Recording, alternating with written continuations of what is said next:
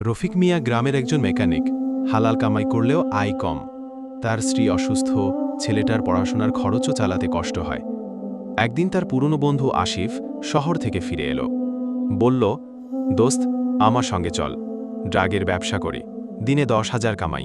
রফিক প্রথমে না করলেও রাতে স্ত্রীর মুখ, ছেলের খালি খাতা আর সংসারের অভাব চিন্তা করে সিদ্ধান্ত নেয়, একবার চেষ্টা করে দেখে।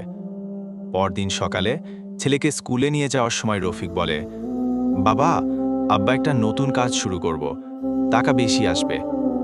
ছেলে হঠাৎ থেমে যায়, তার চোখে পানি। আম্মু তো বলে হারাম টাকা দিয়ে পড়লে জান্নাত মিলবে না, আমি ফেল হলেও চলবে, শুধু হারাম রিজিক লাগবে না।